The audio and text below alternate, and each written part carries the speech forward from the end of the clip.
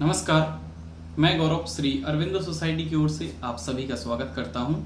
हमारे कार्यक्रम शिक्षा में शून्य निवेश नवाचार ZIIEI के अंतर्गत एक रोचक नवाचार के बारे में आपसे विस्तार से चर्चा करूंगा। हम इस वीडियो में ये जानने का प्रयास करेंगे कि किस प्रकार से इस पाठ की विषय वस्तु को विद्यार्थियों को बहुत ही रोचक तरीके से समझाने और दोहराने के लिए उपयोगी है। हम आशा करते हैं कि आप इस वीडियो को देखकर अपनी कक्षा में और अपने विद्यालय में इस नवाचार को जरूर क्रियान्वित करेंगे। आज हम उत्तर प्रदेश बोर्ड की हिंदी पाठ्य पुस्तक कक्षा 5 से पाठ क्रमांक 1 विमल इंदु की विशाल किरणें, जो कि एक बहुत अच्छी कविता है, उसको लेकर आए हैं। हम समझते हैं कि आपने ये पाठ बच्चों को पहले पढ़ा दिया है, समझा दिया और इस पाठ से संबंधित समस्त कॉन्सेप्ट आपने बच्चों को बता दिया है। आप बच्चों का पुनः अध्ययन कराना चाहते हैं। पुनः अध्ययन के लिए गृह कार्य एक बहुत अच्छी प्रक्रिया है और गृह कार्य को और भी रोचक बनाया जा सकता है। हम यहाँ पर एक नवाचार को क्रियान्वित कर रहे हैं जिसका नाम है गृह कार्य। गृह कार्य नवाचार में नवीनता और उपयोगिता की बात करें तो कॉन्सेप्ट से संबंधित निर्देशों के आधार पर आसपास के परिवेश का अनुभव करते हुए गृह कार्य करवाया जाता है। साथ ही पढ़ाए गए कॉन्सेप्ट को वर्तमान परिवेश से जोड़ते हुए विद्यार्थियों में बेहतर समझ को विकसित किया जाता है। साथ ही बच्चों में उनकी अभिव्यक्ति की क्षमता का विकास होता है, बच्चों का आत्मविश्वास बढ़ता है, बच्चों में लेखन शैली का विकास होता है और ये नवाचार बच्चों को बहुत ज़्यादा रोचक लगता है।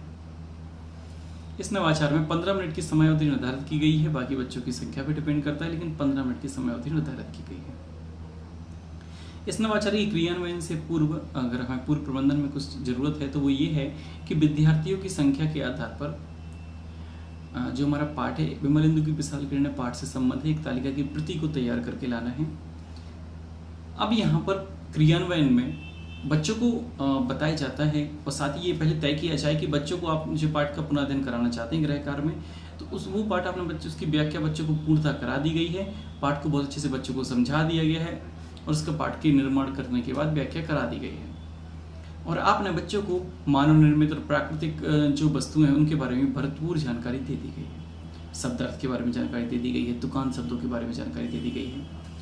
अब यहाँ पर बच्चों को कुछ निर्देश दिए जाते हैं कि बच्चों अपने अभिभावकों की मदद से, अपने घर के आसपास के परिजनों की मदद से आपको प्राकृतिक जो वस्तुएं हैं आपके घर में उसके आसपास और जो मानव निर्मित वस्तुएं हैं उनकी एक सूची तैयार करके लानी है। बच्चों को एक तालिका दी जाती है जिसमें उनका नाम, यहाँ पर मानव निर्मित वस्तुएं, प्राकृतिक वस्तुएं, यहाँ पर शब्दार्थ यानी उन वस्तुओं का अर्थ, फिर यहाँ पर तुकान शब्द लिखा होता है। बच्चों को अपने अभिभावकों की मदद से उसको छांटकर उस तालिका में भरकर लेकर आना होता है।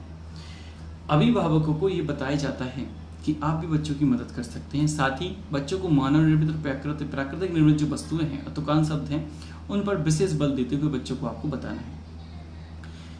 बच्चे उस तालिका को भर के कक्षा में लाएं और बच्चों को बताया जाता है कि बच्चों अगले दिन जब आप इसको लेकर आएंगे तब आपको ये जो पाठ है विमल इंदु की विशाल किरणें, इस पाठ का पुनः अध्ययन या उस पाठ को दोहराया जाएगा कक्षा में।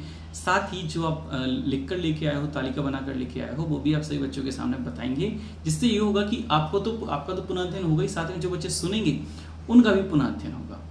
तो इस प्रकार से विमल इंदु की विशाल किरणें जो हमारा पाठ है उस पाठ का पुनः अध्ययन गृह कार्य की मदद से बच्चे बहुत अच्छे से करते हैं। बच्चों को बहुत अच्छा लगता है, बच्चों को बहुत रोचक लगता है। आप इसको अपने विद्यालय में जरूर क्रियान्वित करें। हम समझते हैं कि आप इस नवाचार को अपने विद्यालय में, अपनी कक्षा में जरूर क्रियान्वित करेंगे।